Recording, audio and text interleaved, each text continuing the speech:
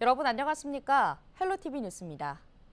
경기 김포시 을선거구에서는 전현직 의원 간 맞대결 구도에 더해 군소정당 후보의 출마가 예상되고 있는데요. 최근 여론조사에서는 박상혁, 홍철호 두 예비후보 간 지지율 차이가 오차 범위 밖으로 나타났습니다. 박상혁 예비후보는 정권 심판을, 홍철호 예비후보는 막판 역전을 노리고 있습니다. 김진지 기자입니다. 과거 보수 텃밭이었지만 신도시 개발 등으로 젊은 층이 유입되면서 점차 진보 성향이 강해진 경기 김포시 을선거구. 최근 여론조사 결과 22대 총선 후보자별 지지율은 더불어민주당 박상혁 예비후보가 48.6%, 국민의힘 홍철호 예비후보가 38.4%로 나타났습니다. 두 후보 모두 여론조사 결과를 크게 신경 쓰지 않는다는 입장이지만 오차 범위 밖 지지율 격차에 반응은 미묘하게 엇갈렸습니다. 여론조사 하나하나의 결과에 일희일비하기보다는 민주주의를 파탄시키고 있는 윤석열 정권을 반드시 심판해달라는 그러한 목소리로 저는 듣고 있습니다. 중간 성적표 치고는 그렇게 저는 나쁘다고 생각은 안 하고요. 아직도 이제 몇 번의 기회가 있으니까 최종에는 제가 이길 거라고 생각합니다. 19일 기준 선거관리위원회에 등록된 김포시 을 예비후보는 더불어민주당 박상혁 예비후보와 국민의힘 홍철호 예비후보로 앞서 무소속으로 등록했던 이완승 예비후보는 지난 18일 홍철호 예비후보 지지를 선언했습니다. 국회의원 보좌관 출신인 김경환 개혁신당 정책위원회 부의장은 지난 11일 김포시 을 공천을 확정지었지만 현재까지 예비후보 등록은 하지 않았습니다. 이후 본후보 등록 여부에 따라 김포시 을 선거구는 박상혁, 홍철호, 김경환 후보의 3자 대결 구도가 형성될 전망입니다. 다만 군소정당 후보 출마 가능성에 대해 박상혁 예비후보는 기존 선거구도에 큰 영향은 없을 거라는 입장입니다. 모든 후보들과 김포의 미래 또 대한민국의 발전을 놓고 함께 경쟁해야 될 거라고 생각을 하고요. 윤석열 정권 심판에 모든 대의가 있습니다. 그 과정에서 필요한 목소리들을 다 모아낼 거라고 생각을 하고요. 다른 당 후보 출마하는 것이 큰 거에 대해서는 좀 평가할 생각은 없습니다. 지지율 반등을 노리는 홍철호 예비후보는 3자 구도로 인한 후보별 유불리를 섣불리 단정하기는 어렵다는 입장입니다. 무소속으로다가 준비하시던 이완승 후보가 지지 선언을 하시고 그리고 나서 저희 선대본부의 상임고문으로 이제 위촉이 되셨습니다. 그래서 이제 개혁신당 후보가 만약에 등록을 한다면 3자 구도가 될 텐데 여야 모두 누구에게 그게 득인지 실인지는 뚜껑 열어보기 전까지는 잘 모를 것 같습니다. 오는 21일부터 이틀간 진행되는 본후보 등록이 끝나면 실제 총선 레이스를 펼칠 후보군이 확정될 예정입니다. 헬로티비 뉴스 김진재입니다. 새로운 미래가 2차 공천 심사 결과를 발표했습니다. 이날 홍영표 서른 의원 역시 2차 명단에 포함돼 인천 부평을과 경기 부천을에 각각 공천됐는데요. 현재까지 새로운 미래는 1차와 2차 공천 심사 결과 서울 5명, 인천 1명, 경기 9명 등 32명의 공천을 확정했습니다. 앞서 1차 심사에서는 이낙연, 김종민 공동대표가 광주 광산을과 세종갑에 각각 공천됐습니다. 부천시 의정비심의회가 부천시의회 의원들의 의정활동비를 올해부터 한 달 110만 원에서 150만 원으로 40만 원 인상하기로 했습니다. 인상된 의정활동비 150만 원에는 의정자료 수집 연구비 120만 원, 보조활동비가 30만 원이 포함됐습니다. 이번 의정활동비 인상은 지방자치법 시행령 개정에 따른 결정이며 관련 조례를 바탕으로 의회는 올해 1월 1일을 기준으로 의정활동비를 소급해 지급할 예정입니다. 인천의 한 가건물에서 난 불이 인근 공장까지 번져 4시간 30여 분 만에 진화됐습니다. 지난 18일 오후 8시 55분쯤 인천시 서구 대곡동 가건물에서 화재가 발생했는데요. 다행히 인명피해는 없었지만 이 불로 목공소 등 인근 공장 3곳으로 번져 공장 2곳은 전소됐고 한 곳은 일부분이 불에 탔습니다. 이 불은 다음 날인 오전 1시 30분쯤 모두 진화됐으며 소방당국은 정확한 화재 원인을 조사 중입니다. 경기도가 철도 기본 계획을 발표했습니다. 말 그대로 경기도에서 구상하는 철도망 확충 계획인데요.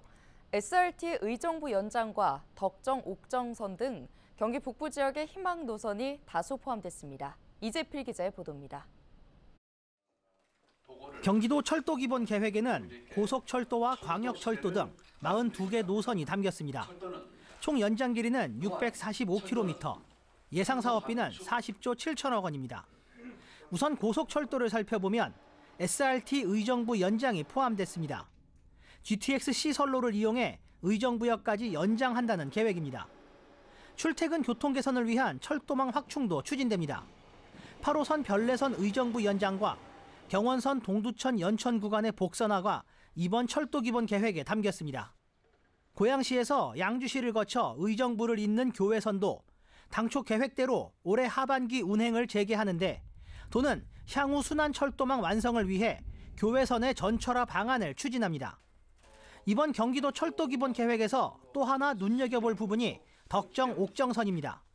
현재 설계 중인 7호선 옥정 포천선의 연계 노선으로 옥정에서 GTX-C 덕정역을 잇는 계획입니다. 사업이 추진된다면 포천에서 지하철을 타고 7호선을 거쳐 GTX-C 노선까지 이용할 수 있습니다. 포천에서 GTX-C 노선 덕정역까지 바로 이동할 수 있습니다. 노선이 개통되면 강남 삼성역에서 50분 내로 빠르고 편하게 이동할 수 있습니다. 북부 지역의 발전과 또한 북부특별 자치도 추진에 발맞춰서 의욕적으로 포함시켰다는 말씀을 드립니다. 경기도는 이번에 발표한 철도 기본 계획이 조속히 추진될 수 있도록 국토교통부와 협의하는 등 행정력을 집중한다는 방침입니다. 헬로티비 뉴스 이재필입니다. 지난 18일 정부 세종 컨벤션 센터에서 인구 감소 지역 정부 지자체 정책 간담회가 열렸습니다. 간담회에 참석한 김덕현 연천 군수는 수도권과 지방을 나누는 과거의 수도권 규제 정책에서 벗어나야 진정한 지방 시대가 가능하다고 주장했습니다. 김 군수는 수도권이지만 접경 지역이면서 소멸 위기에 놓인 군 단위 지역에 정책적 지원을 요청했는데요. 특히 중앙부처는 수도권이라는 이유로 소멸 위기를 겪는 연천 등 군 단위 지자체를 배제하고 있다며 전국을 수도권과 비수도권으로 나누는 이분법적 사고에서 벗어나야 진정한 지역 균형 발전이 가능하다고 강조했습니다. 한편 이날 간담회에는 행정안전부 등 관계부처 5곳과 전국 89개 인구 감소 지역 지방자치단체장이 참여했습니다. 국토교토부와 LH가 21일부터 공공참여형 소규모 주택정비사업 공모를 실시합니다. 공공참여형 소규모 주택정비사업은 LH 등 공공과 민간이 공동으로 소규모 주택정비 사업을 추진하는 것인데요. LH가 조합 설립 인가와 설계 분석 등 행정 컨설팅을 제공합니다. 응모를 희망하는 주민이나 조합은 주민 동의서와 사업 계획서를 LH 지역본부에 제출할 수 있고 LH는 주민 동의율 등을 종합평가해 공공참여형 사업지구로 선정할 계획입니다. 서울시가 공사비 갈등으로 정비 사업이 지연되거나 중단되는 일을 막기 위해 표준 공사 계약서를 개선해 배포합니다. 서울시는 기존 표준 계약서에 공사비 갈등 예방과 공공의 분쟁 조정 지원 내용을 추가했는데요. 먼저 조합과 시공자가 공사비 변경 내역을 함께 점검하고 공사비 검증 절차를 이행하도록 했습니다. 또 일반 분양 후 공사비를 증가시킬 수 있는 설계 변경을 지향하고 공사비가 상승할 경우 입주 예정일 1년 전에 변경 내용을 확인하도록 하는 내용도 이번 표준 계약서에 포함됐습니다. 분쟁이 발생할 경우 분쟁 당사자가 공공지원자에게 정비사업 코디네이터 파견 등 지원 요청할 수 있도록 하는 근거 조항도 추가됐습니다. 경기도는 19일 3월 새학기를 맞아 오는 29일까지 변종 룸카페와 무인 성인용품점 등 청소년 유해업소를 집중 단속한다고 밝혔습니다. 단속 대상은 청소년 출입 고용 금지업소 가운데 신체 접촉 또는 성행위 등이 이루어질 우려가 있는 영업시설이나 관리 감독이 미흡한 무인 성인용품점 등입니다. 청소년을 출입 고용 금지업소에 출입시키거나 청소년 유해업소에 청소년의 출입과 고용을 제한하는 내용을 표시하지 않으면 2년 이하의 징역 또는 2천만 원 이하의 벌금이 부과됩니다. 청소년의 출입과 고용을 제한하는 내용을 표시하지 않은 업소에 대해서는 지자체에서 시정명령을 내리고 불이행하면 300만 원 이하의 과태료를 내야 합니다. 인천에서 도로 파임 현상인 포트홀이 연간 2만 건 이상 발생하는 것으로 나타났습니다. 인천시의 포트홀 발생 및 처리 자료를 보면 인천에서 발생한 포트홀 수는 지난 2020년 2만 500여 건, 2021년 19,800여 건, 2022년 18,700여 건, 지난해 28,600여 건입니다. 올해도 2월 기준 7,800건이 발생했습니다. 지역별로는 지난해 남동구가 3,700여 건으로 포트홀이 가장 많이 발생했으며 이어 부평구가 3,095건, 미추홀구 1,400여 건, 계양구 1,100여 건 순입니다.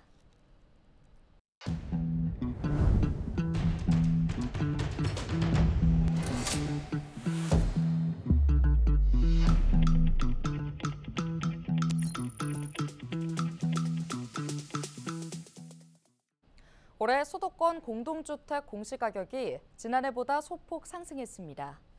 국토교통부는 19일 2024년 공동주택 공시가격안을 공개했는데요. 공시가격 변동률은 지역별로 보면 서울 평균 3.25%, 양천 7.19%, 은평에선 1.25% 오른 것으로 나타났습니다. 경기도는 2.22%, 인천은 1.93%를 기록했습니다. 국토부는 열람과 의견 청취, 심의 등을 거쳐 다음 달 30일 최종 공시가격을 공시할 예정입니다. 서울시 복지재단이 개인 회생 예정이거나 변제를 완료한 청년에게 자립토대 지원금 100만 원을 지급합니다. 지원 대상은 개인 회생 중으로 3개월 이내 변제 완료 예정이거나 1년 이내 면책 결정을 받은 서울시 거주 청년인데요.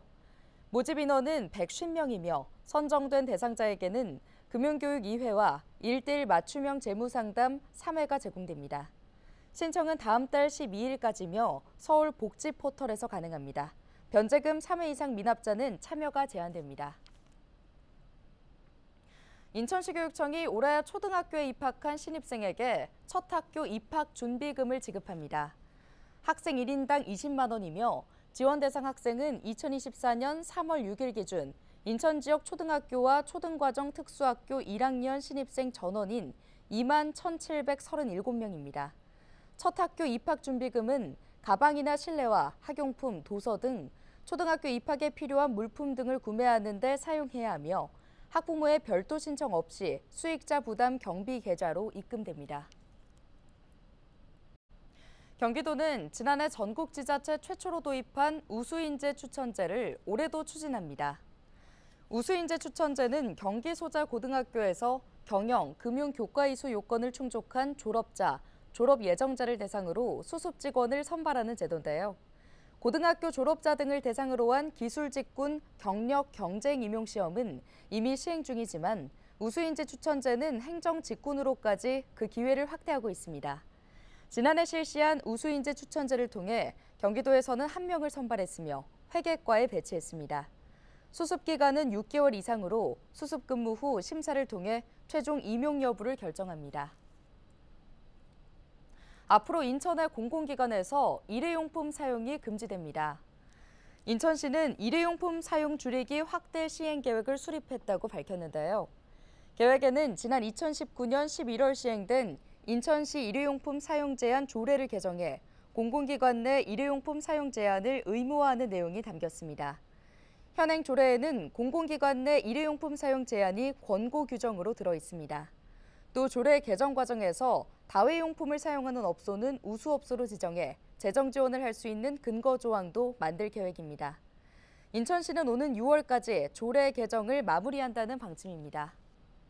오늘 준비한 소식은 여기까지입니다. 함께해 주신 여러분 고맙습니다.